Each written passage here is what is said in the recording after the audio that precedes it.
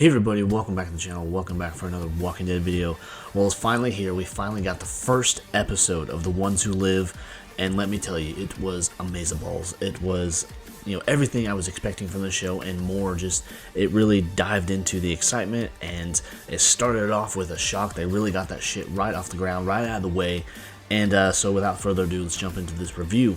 The first episode, titled Years. At first, when they announced these episode titles, I was really just kind of not blown away by them. They didn't make sense, but as this one kind of went on, I kind of understood it a little bit more. The Years is all about showing the story of where Rick has been, what's happened since he was taken in by the CRM, what he's gone through. So the titles Years does make sense a little bit more. And so jumping into the beginning, we see that it is 5 years after the explosion of the bridge and what Rick has done, what he's gone through to try to get away.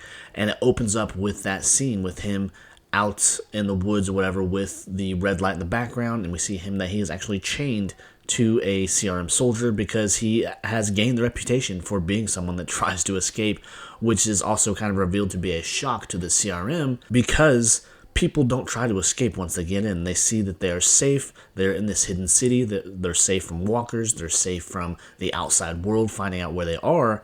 But Rick has become someone who is known to be notorious for trying to get away. This is why they've gone to the extremes of having him actually chained to a CRM soldier as they go out to do their duty of taking out walkers. And this is where we actually see Rick take his fucking hand off. He actually takes his axe and chops off his hand to get himself free from that restraint and make a run for it.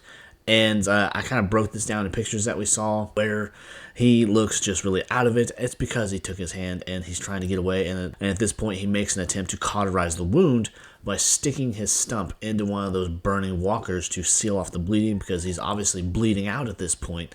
And he gets up to take off again, and then he is then tased and taken down by a CRM soldier and brought back in. And we are revealed that this is the fourth time that he's tried to escape. Back when he was picked up by that helicopter and is out on the riverfront and whatever, that is the third time. So he had 2 other times before that he tried to get away. And it's all come to be revealed that the reason that he has not been killed or just dealt with in any sort of way for all these escape attempts is because of Lieutenant Donald Okafor, the soldier that we saw from the trailers that said where this is the most powerful military on the planet, and this is a 100% kind of loyal to the CRM soldier. I really believe that his character would be introduced and he's 100% loyal to the CRM, and he is to an extent.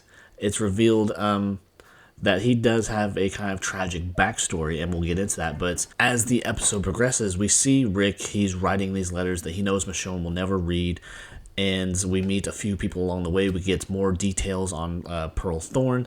She is someone that was also found out in the wild, and she also has loved ones out there, and she's since given up on the idea of ever getting back to them because she sees that Rick has tried to get away all these multiple times and he's failed. And so that's where we get that line, thanks for showing me that I can never get out, that I can never get away.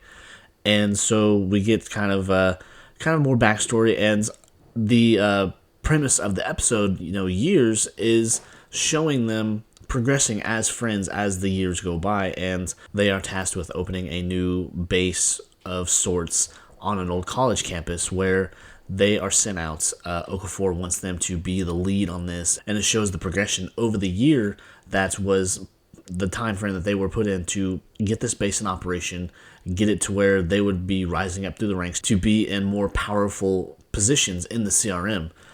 And so at this point, Rick has given up. This is him truly have given up. We saw that bit in the opening minutes where he is trying to cut his own throat with a piece of glass. That is actually present day, and then as the episode goes on, we get a breakdown of what he's been through over the years and the things that he's had to do and the escape attempts and confronting Okafor, because it is revealed too that Okafor, the reason that Rick has not been killed or anything is because of Lieutenant Okafor. He has stepped in for him, he has vouched for him, he has gotten him out of trouble, even after the point where Rick takes his hand to try to get away.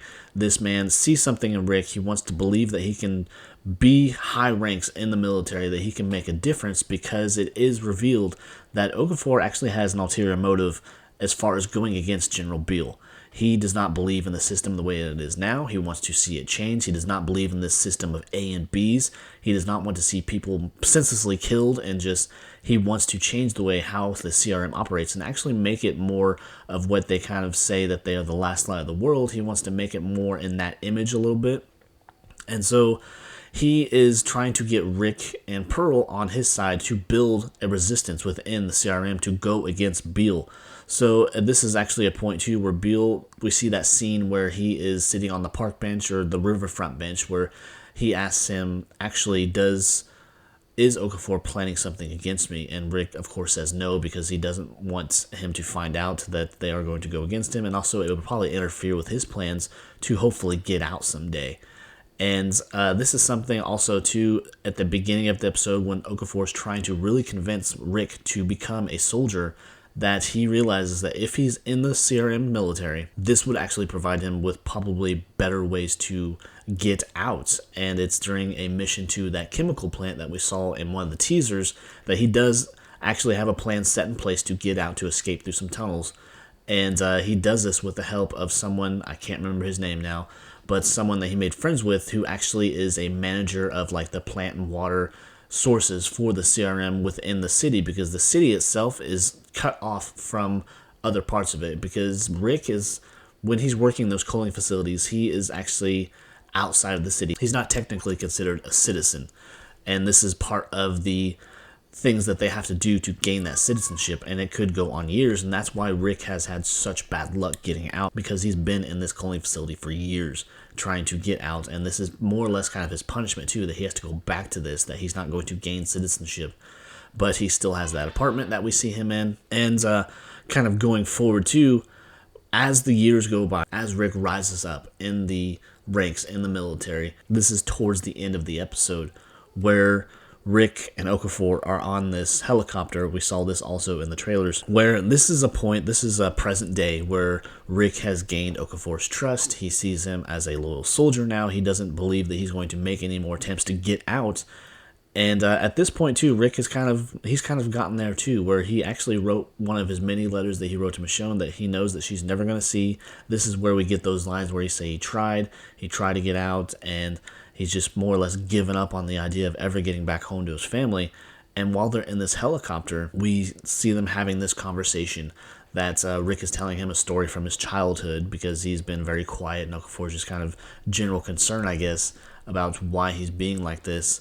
But I mean, he knows too, because he knows that he doesn't want to be there. But Rick goes on to tell him a story about how he was a kid, that his father basically committed fraud and insurance fraud, and caught their farm on fire because it was going to fail. So they were able to cash in on the insurance, and they were able to rebuild. And this is something his mother revealed to him after his father had since passed. But as they're having this conversation, we hear a sound, a very familiar whistling sound that we've heard in the trailers. And as soon as I heard this, I got goosebumps. I knew exactly what was happening, who was behind this whistling sound. And this was the whistling sound of Nat's homemade shoulder rocket launcher thing that he's built. And they did something I didn't expect them to do. As they're having this conversation, when we hear that first whistle, it's actually a rocket coming through the front of the helicopter and impales Okafor. And I really did not think they were going to kill him. And as we see this, as it comes through the window and impales him, it's still shooting out smoke as it's still running through the gunpowder and everything in the rocket, and then it explodes and kills Okafor. I did not expect that to happen. And kind of going back a little bit to something that was kind of revealed to tie into Fear the Walking Dead and the history of The Walking Dead, was Okafor was actually the commanding officer, or one of the commanding officers, that was responsible for bombing Atlanta and Los Angeles. So they did tie that in, and we got some answers to why those clips were included in the promos. But he was the commanding officer, and part of his tragic backstory that I guess I forgot to go into was that when he bombed those cities, he was en route to bomb Philadelphia too. And his wife, who was also a Marine, they were all staged in this arena or something. There was about 4,000 of them, and she kind of got to him saying that she could not see another city bombed, killing, thousands upon thousands of innocent people. So they kind of, without saying it, they came to the conclusion that the only way to stop this is to bomb the area where all these Marines are being staged at. And in this, he kills his wife and kills his family. So he makes that decision to spare Philadelphia, and this is why Philadelphia has the population it does, why they're able to bring it back to life and begin the CRM, begin this whole new step to bringing back the world. And so it's kind of a tragic backstory for him, and so it's very interesting that we do get some story for him, and I kind of feel for the dude. And like, I thought I would absolutely hate this guy. I thought he was going to be one of those blindlessly loyal types, that he was just 100% CRM, but he in a sense is not. He, as I mentioned before, he's trying to change it from the inside, trying to build resistance. But getting back to his moment of death, I did not think they would kill him off that quickly. I thought he would at least last a few episodes, but he gets impaled with this rocket, gets blown up, and this is where the helicopter crashes, and we're hearing these whistling sounds. So multiple rockets are being fired at this thing. Even as they hit the ground, Rick, a handful of other soldiers, make it to the ground. They get out, they're making a run for it, and this is where we see that scene from the trailers where we see a handful of soldiers making a run for it, and then that explosion goes on behind them.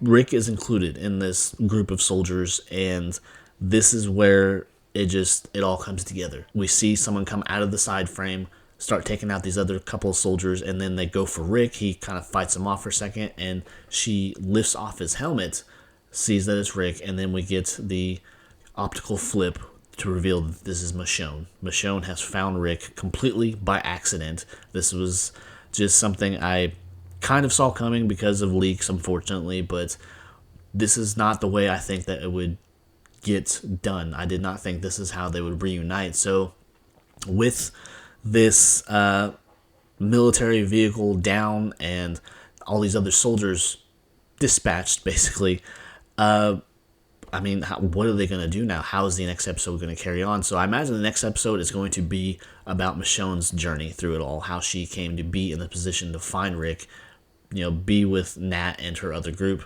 So I imagine we'll get more backstory on her, but just the whole ending few minutes was just like, it was insane. I was completely blown away by this episode. I am so ready for the rest of these episodes and just what they're going to do next. They completely just outperformed any expectations that I had. I mean, I had high expectations to begin with, but just, it was definitely worth the watch, worth the wait. They are bringing it, and to see Andrew Lincoln step back into this role of Rick Grimes, he does it seamlessly and just like he never left, and just, it's just an amazing fucking series, and I cannot wait for the rest of these episodes. But anyways, if you enjoyed my review, please be sure to leave likes, leave comments, and of course, if you like this type of content, if you like The Walking Dead, please be sure to subscribe. Help me make that push to 1,000 subscribers this year. It would mean the world to me. So until next time, guys, take care. Bye.